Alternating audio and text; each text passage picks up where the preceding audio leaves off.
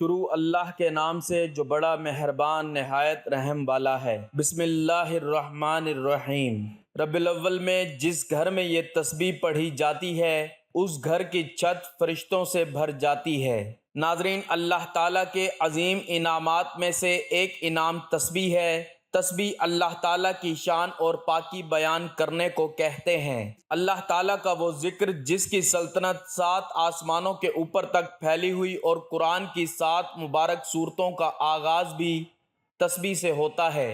حضرت نوح علیہ السلام نے اپنے بیٹے کو تسبیح پڑھنے کی تاکید فرمائی، تو ربیع الاول کے اس بابرکت مہینے میں اس تسبیح کو آپ لازمی پڑھیں۔ جو یہ تسبیح پڑھتا ہے فرشتے اسے گھیرے میں لے لیتے ہیں۔ حضرت ابو سعید خدری رضی اللہ تعالی عنہ سے روایت ہے کہ رسول اللہ صلی اللہ علیہ وآلہ وسلم نے فرمایا کہ جہاں اللہ کا ذکر ہوتا ہے اس جگہ کو فرشتے گھیر لیتے ہیں۔ جس گھر میں اللہ کا ذکر کیا جاتا ہے یا جس جگہ پر اللہ کا ذکر کیا جاتا ہے فرشتے اس جگہ کو گھیر لیتے ہیں، یعنی ان پڑھنے والوں کی مجلس میں شامل ہو جاتے ہیں، پھر ان کے لیے دعائیں مانگتے ہیں۔ نبی اکرم صلی اللہ علیہ وآلہ وسلم نے فرمایا، اللہ تعالیٰ کا ارشاد ہے کہ جس وقت میرا بندہ میرا ذکر کرتے اور میری یاد میں اس کے ہونٹ حرکت کرتے ہیں تو اس وقت میں اپنے اس بندے کے ساتھ ہوتا ہوں۔ تو آپ نے ربیع الاول کے مہینے میں یہ تسبیح پڑھنی ہے۔ یہ دولت کے لیے ہے، آپ کی پریشانیوں سے نکلنے کے لیے، دنیا اور آخرت کی کامیابیوں کے لیے ہے۔ محترم ناظرین، ربیع الاول کے بابرکت دن جس گھر میں یہ ایک تسبیح پڑھی جائے گی اس گھر کا بچہ بچہ ارب پتی بنے گا۔ یہ موقع پھر سال بعد ملتا ہے، جلدی کر لو۔ آج ربیع الاول کے اس بابرکت دن کا ایک ایسا خاص وظیفہ، ایک ایسا باکمال عمل آپ کے حوالے کروں گا جسے پڑھنے والا آج تک کسی حالت سے محروم نہیں رہا۔ اتنا طاقتور وظیفہ، اتنا باکمال وظیفہ کہ جسے پڑھنے والا عرش الہی پر بیٹھے رب سے اپنی ہر حاجت کو پورا کروا لیتا ہے۔ اگر آپ میں سے کوئی بندہ ایسا موجود ہے، کوئی بہن، کوئی بیٹی، کوئی بیٹا ایسا موجود ہے جو اپنے حالات کی وجہ سے پریشان ہے، بے روزگاری کی وجہ سے پریشان ہے، بے اولادی کی وجہ سے پریشان ہے، رشتوں میں بندش کی وجہ سے پریشان ہے، تو وہ دنیا جہان کے تمام کام چھوڑ کر ربیع الاول کے دن صرف ایک تسبیح پڑھ کر دیکھ لیں۔ دور حاضر میں اہل اسلام کی پریشانیوں کی عمومی وجوہات دین سے دوری، اسلامی تعلیمات پر عمل نہ کرنا، اللہ کی ناراضگی اور رسول اکرم صلی اللہ علیہ وآلہ وسلم کی شریعت اور سنت کی خلاف ورزی ہے۔ بقا کو چھوڑ کر، خدا کو چھوڑ کر، فنا ہونے والی دنیا کی پوجا، نفس پرستی، اللہ کی رضا کی بجائے اپنی منشا اور رضامندی کے حصول کی کوشش، کتاب و سنت کو خود پر نافذ کرنے کی بجائے اسلام کو اپنی مرضی کے زاویے سے دیکھنا، اپنی سہولت کے لیے دین میں نرمی اور آسانیاں پیدا کرنے کی کوشش اور اصلاح کرنے والے سے یہ امید رکھنا کہ وہ ہماری سوچ کے مطابق دین اور شریعت کو بیان کرے۔ درج ذیل معاشرت، آداب زندگی اور مسائل انبیاء کرام علیہم السلام، اصحاب علیہ کرام علیہم رضوان کی تعلیمات سے فیضیاب ہونے کی بجائے اپنے اصطلاحات کو متعارف کروانا اور پھر اس پر ہٹ دھرمی کا مظاہرہ کرنا، یہ وہ تمام مسائل ہیں جنہوں نے اہل اسلام کی زندگی میں رکاوٹیں، پریشانیاں، سیاسی مسائل کے پہاڑ کھڑے کر دیے ہیں۔ اس سلسلے میں انفرادی طور پر ہم بھی مجرم ہیں اور امت کی قیادت بھی شریک ہے۔ روحانی علاج کے سلسلے میں دنیا بھر میں موجود بہنیں اور بھائی کام کرتے ہیں۔ اکثریت کا مسئلہ ذہنی پریشانی اور بے سکونی سے ہی شروع ہوتا ہے۔ جب شیطان ذہن پر حاوی ہوتا ہے تو بیوی کے جھگڑے اور نافرمانیاں، نماز میں دل نہ لگنا، کاروبار میں بے برکتی، شادی اور نکاح میں رکاوٹ، صحت کی خرابی، دماغی کیفیت میں رد و بدل اور بہت کچھ۔ جب کسی کے دل سے رحمت اٹھ جائے، احکام الہی کی خلاف ورزی شروع ہو جائے تو پھر شیطان اپنے راستے ہموار کر لیتا ہے۔ اس ساری کیفیت کو ہمارے لوگ جادو سمجھنا شروع کر دیتے ہیں۔ حقیقت میں یہ جادو نہیں ہوتا بلکہ شیطان کا حملہ ہوتا ہے۔ ناظرین، ایسے لوگ جن چیزوں سے ڈرتے ہیں تو بہت سارے عامل اس پریشانی میں مزید اضافہ کر دیتے ہیں۔ کوئی اسے جنات کا حملہ کہے گا تو کوئی کالا اور سلفی علم۔ اس سے لوگوں کی پریشانی میں شدید اضافہ ہو جاتا ہے۔ لوٹنے والے عامل پیسے مانگتے ہیں اور ہزاروں روپے غرق کر جاتے ہیں۔ حقیقت تو یہ ہے کہ ان کی ساری پریشانی سے نجات کے لیے قرآن و سنت کے مطابق اور اولیاء و کاملین کے فرمان پر عمل کر کے نجات حاصل کی جا سکتی ہے۔ بنیادی طور پر ان مسائل میں مبتلا لوگوں کو اللہ کے قریب لانے کی ضرورت ہوتی ہے۔ ایسے لوگوں کو اگر کلمہ پڑھنے کی ہدایت کر دی جائے اور قرآن کریم کی لمبی لمبی صورتیں پڑھنے کو بتا دی جائیں، وہ کبھی بھی اس پر عمل نہیں کریں گے۔ جو بندہ نماز کے لیے وضو کرنے کو تیار نہیں، وہ لمبے لمبے وظائف کیسے کرے گا؟ ان کو ابتدائی طور پر توبہ اور استغفار کی طرف لایا جائے اور کسی ولی کامل کی بارگاہ سے اس کی بھلائی کی دعا کرائی جائے تاکہ ان کے دل کی حالت بدلے، تاکہ وہ ہدایت پا جائیں۔ رسول اللہ صلی اللہ علیہ وآلہ وسلم نے فرمایا، اللہ پاک کے پسندیدہ مہینوں میں ربیع الاول کا مہینہ ہے۔ یہ اللہ پاک کا مہینہ ہے جس میں حضور پاک صلی اللہ علیہ وآلہ وسلم کی ولادت باسعادت ہوئی۔ جس نے اس پاک مہینے کی تعظیم کی، اس نے اللہ پاک کے حکم کی تعظیم کی اور اس نے خدا تعالیٰ کے حکم کی تعظیم کی۔ اللہ پاک اس کو نعمتوں والے باغ میں داخل کرے گا اور اس کے لیے اپنی بڑی رضا اور واجب کر دے گا۔ میں نے تمام بزرگان سے سبق سیکھا ہے کہ ذہنی، نفسیاتی اور معاشرتی مسائل کے شکار ہر انسان کو اللہ کے قریب لاؤ، توبہ استغفار کی طرف راغب کرو۔ اس سلسلے میں استغفار کی کثرت اور تیسرا کلمہ کا ورد اکثیر ثابت ہوا۔ تیسرا کلمہ کیا ہے، اس کی برکات کیا ہیں؟ علامہ اکرام نے اس کا تجزیہ کرتے ہوئے لکھا ہے کہ حضرت ابن عباس رضی اللہ تعالیٰ عنہ فرماتے ہیں کہ اللہ تعالیٰ نے عرش بنایا اور فرشتوں کو اسے اٹھانے کا حکم دیا تو فرشتوں کو عرش بہت وزنی محسوس ہوا۔ اس وقت فرشتوں کو سبحان اللہ پڑھنے کو کہا، چنانچہ اس کو پڑھتے ہی عرش اٹھانا آسان ہو گیا۔ فرشتے اس کلمے کو پڑھتے رہے یہاں تک کہ آدم علیہ السلام وجود میں آئے اور ان کو چھینک آئی تو الحمدللہ پڑھنے کا حکم دیا۔ فرشتوں نے یہ کلمہ سنا، سبحان اللہ کے ساتھ الحمدللہ بھی پڑھنے لگے۔ حضرت نوح علیہ السلام کا زمانہ آیا تو بت پرستی کے خلاف اللہ نے حکم دیا تو قوم کو لا الہ الا اللہ کی تلقین کرو۔ فرشتوں نے اس کو بھی ملا کر پڑھنا شروع کر دیا، حتیٰ کہ حضرت ابراہیم علیہ السلام کا زمانہ آیا۔ حضرت ابراہیم علیہ السلام کو حضرت اسماعیل علیہ السلام کی قربانی کا حکم ملا۔ عمل کرنے لگے تو جنت سے جبرائیل علیہ السلام جانور لے کر آئے، اسماعیل علیہ السلام کی جگہ اس کو قربان کر دو۔ حضرت ابراہیم علیہ السلام کی زبان سے خوشی سے نکلا اللہ اکبر۔ فرشتوں نے اس کو بھی ملا لیا اور یوں پڑھنے لگے یہاں تک کہ حضرت محمد صلی اللہ علیہ وآلہ وسلم کا زمانہ آیا۔ حضرت جبرائیل علیہ السلام نے یہ واقعہ عبداللہ کو سنایا تو آپ صلی اللہ علیہ وآلہ وسلم نے اظہار کے لیے فرمایا تو فرشتوں نے یہ بھی ساتھ ملا لیا۔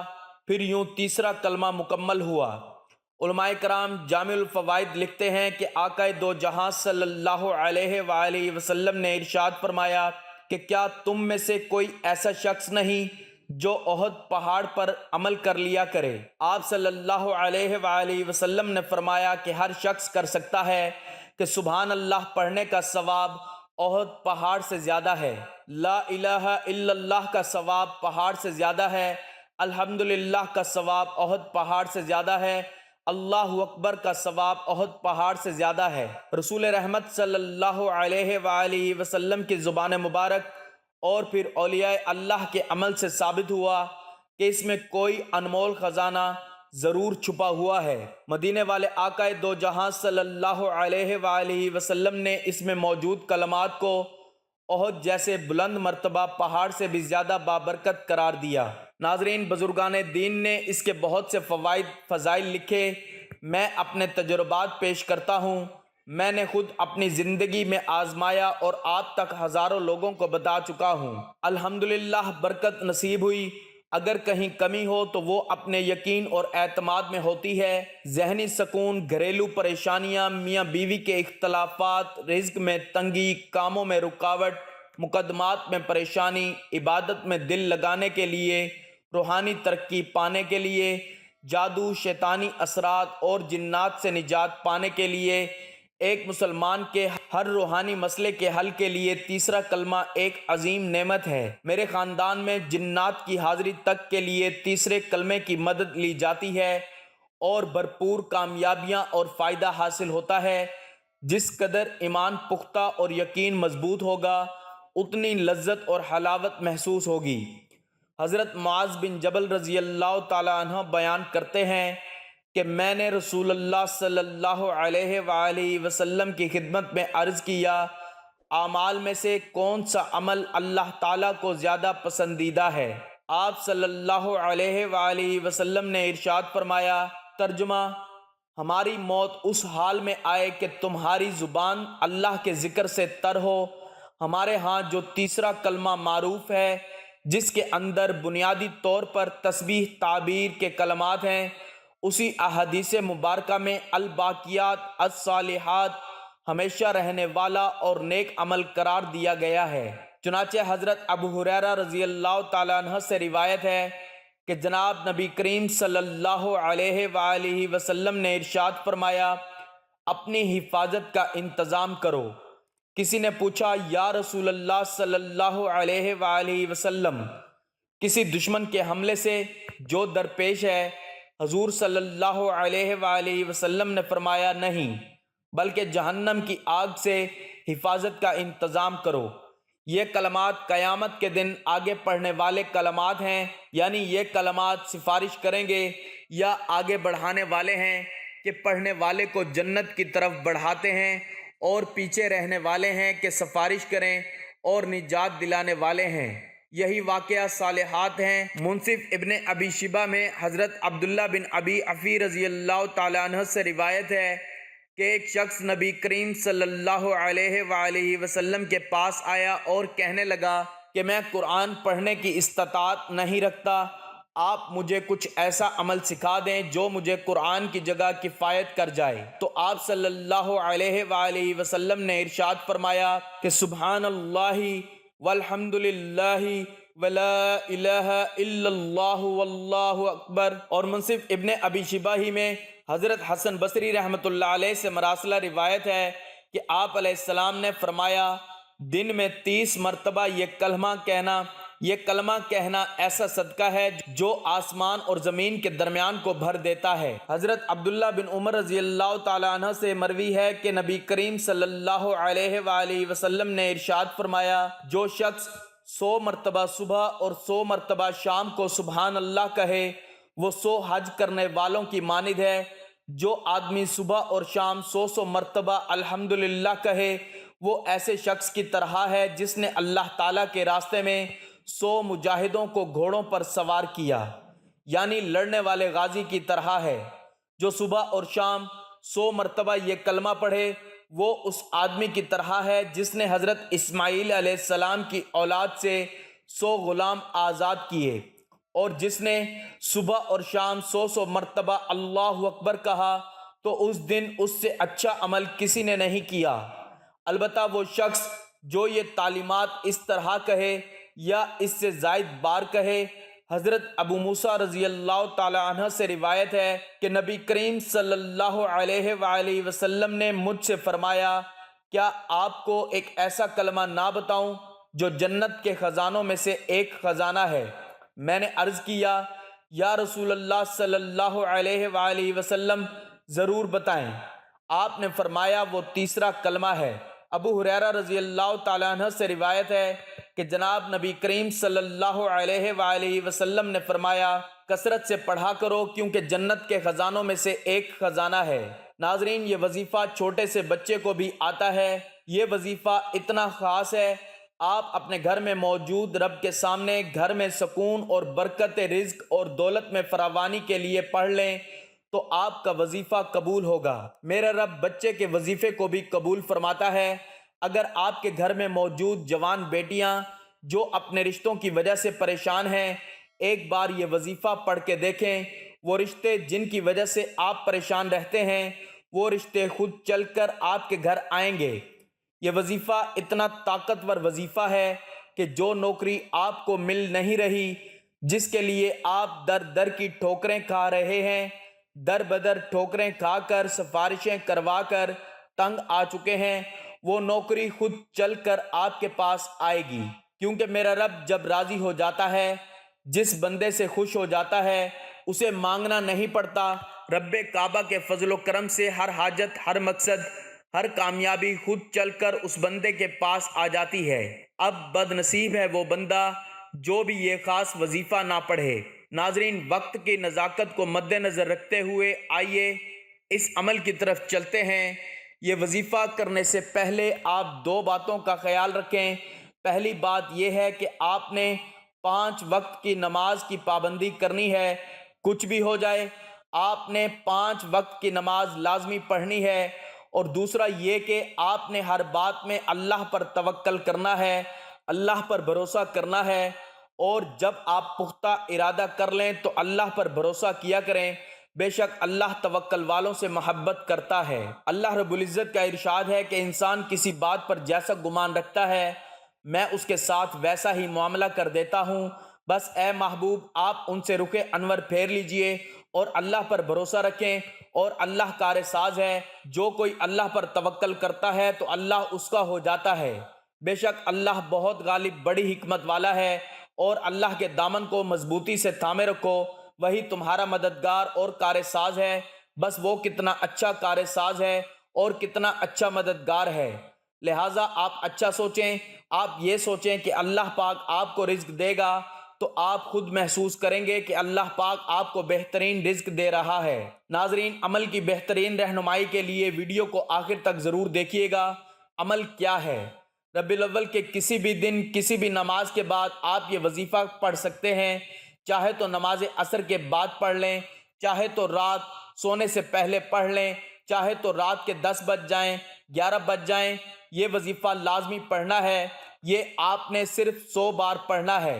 ناظرین، یہ چھوٹا سا وظیفہ، لیکن اس کے کمالات اتنے زیادہ ہیں کہ پورے سال کی کامیابیاں آپ کے قدموں میں آ جائیں گی۔ سب سے پہلے آپ نے اپنے مقصد کی نیت کرنی ہے۔ آپ کی جو بھی حاجات ہیں، آپ کی جو بھی خواہشات ہیں، جو بھی آپ چاہتے ہیں کہ اللہ تعالیٰ بہت جلد پوری کر دیں۔ اگر آپ بے اولاد ہیں اور بے اولادی کے لیے وظیفہ کر رہے ہیں، رزق کی تنگی کے لیے، تنگ دستی کے لیے، یا اولاد کے رشتوں کے لیے یہ عمل کر رہے ہیں، تو سب سے پہلے اپنے ذہن میں اپنا مقصد رکھیں اور کہیں، اے اللہ، میں اپنے اس مقصد کی نیت سے یہ وظیفہ پڑھ رہا ہوں۔ نیت کرنے کے بعد نبی کریم صلی اللہ علیہ وآلہ وسلم کی ذات پر درود پاک 3 بار، 7 بار یا 11 بار پڑھنا ہے۔ درود پاک آپ کوئی سا بھی پڑھ سکتے ہیں، لیکن درود ابراہیمی کی فضیلت سب سے زیادہ ہے۔ درود ابراہیمی سب سے زیادہ افضل والا ہے۔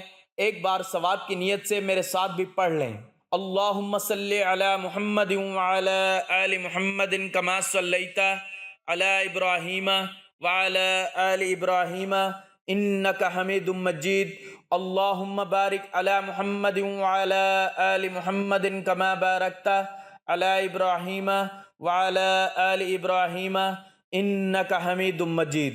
اب آپ کو رب سے کیا چاہیے؟ آپ قرض سے نجات چاہتے ہیں، من پسند نوکری چاہتے ہیں، من پسند شادی چاہتے ہیں، بے روزگاری کا خاتمہ چاہتے ہیں، گناہوں سے نجات چاہتے ہیں، دنیا کی کوئی بھی حاجت ہے تو نیت کرنے کے بعد پوری طرح آنکھوں کو بند کر لیجئے اور تیسرا کلمہ پڑھنا ہے۔ آج کے دن اپنے مقصد کی نیت کرنے کے بعد جو بندہ تیسرا کلمہ 100 بار پڑھے گا، میں ایمان سے کہتا ہوں کہ 100 بار تیسرا کلمہ پڑھتے دوران اگر آپ کسی طاقتور دشمن سے نجات چاہتے ہیں، وقت کے حاکم بھی آپ کے قدموں میں آ جائیں، نوکری، حاجت یا خواہش جن کے لیے انسان پوری زندگی دوڑتا ہے، تگ و دو کرتا ہے، محنت اور مشقت کرتا ہے، یہ تمام چیزیں خود چل کر آپ کے پاس آئیں گی۔ تو تیسرا کلمہ ایک بار سماعت فرما لیں۔ سبحان اللہ والحمد للہ ولا الہ الا اللہ واللہ اکبر ولا حول ولا قوت الا باللہ العلی العظیم۔ اس کے بعد 21 مرتبہ سورۃ کوثر پڑھنی ہے۔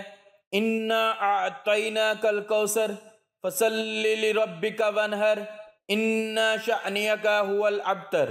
ناظرین، آج کے دن یہ وظیفہ پڑھنے سے آپ مقناطیس بن جاؤ گے۔ یہ رزق اور دولت آپ کی طرف ایسے بھاگے گا جیسے کامیابی صرف آپ ہی کے لیے بن گئی ہے۔ میرا بس چلتا تو میں ہر کسی کو اس وظیفے کو کرنے کا کہتا کہ پوری دنیا کے مسلمان یہ وظیفہ کریں۔ بندہ کہتا ہے کہ رب کی عنایت کیا ہے اور رب کی غیبی مدد کیا ہے۔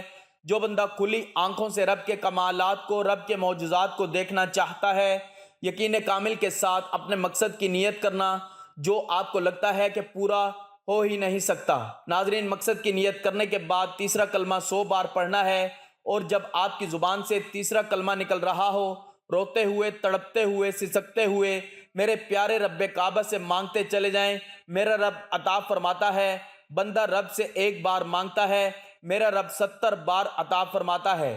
اگر آپ اللہ تعالیٰ سے 1 لاکھ مانگیں گے، میرا رب 70 لاکھ عطا فرمائے گا۔ ناظرین، یہ وظیفہ خود بھی کیجئے، دوسروں کو بھی بتائیے۔ آپ یہ وظیفہ ایک دوسرے کے لیے بھی کر سکتے ہیں۔ آپ جس حاجت کو اپنے ذہن میں رکھو گے، 100 مرتبہ پڑھنے سے میرا رب راضی ہو جائے گا اور ہر مقصد میں کامیابی یقینی ہو جائے گی۔ ناظرین، لوگ وظیفہ بتاتے ہیں، ہمارا مقصد آپ تک وہ وظائف پہنچانا ہے جو آپ کی زندگی کو بدل کر رکھ دیتے ہیں۔ لوگ وظیفہ بتا کر ایک طرف ہو جاتے ہیں۔ ہاں، رب سے مانگنا، رب کو منانا اور رب سے اپنی حاجات پوری کروانے کا طریقہ بھی بتاتے ہیں۔ وظیفہ مکمل ہوتے ہی دونوں ہاتھ جوڑ کر اپنے گناہوں کی سچی توبہ کیجئے جب تک دل کو سکون نہ ملے۔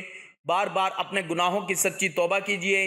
سچی توبہ کے بعد رب سے جتنا مانگو گے ضد کر کے مانگنا، بچوں کی طرح مانگنا۔ میرا رب اتنا نوازے گا کہ پورا سال کسی اور وظیفے کی ضرورت نہیں پڑے گی۔ ناظرین، اس کے علاوہ اگر آپ کے گھر میں کوئی بیماری ہے، کوئی پریشانی ہے، اللہ تعالیٰ کی بارگاہ میں اپنی حاجات پیش کریں۔ اللہ تعالیٰ آپ کی دلی خواہشات، آپ کی تمام تکلیف، دکھ اور تمام پریشانیوں سے بخوبی آگاہ ہے۔ وہ سب اللہ کے حکم سے ختم ہو جائیں گی، لیکن اس کے باوجود بھی اللہ تعالیٰ کو انسان کا اپنے سامنے مانگنا بہت پسند ہے۔ اس لیے آپ خود دل لگا کر اور دل سے مکمل یقین سے، مکمل اعتماد سے اللہ تعالیٰ سے مانگیں اور ہمیشہ اسی طریقے سے دعا مانگا کریں۔ اللہ تعالیٰ سے سچے دل کے ساتھ دعا مانگیں اور مکمل بھروسہ رکھیے۔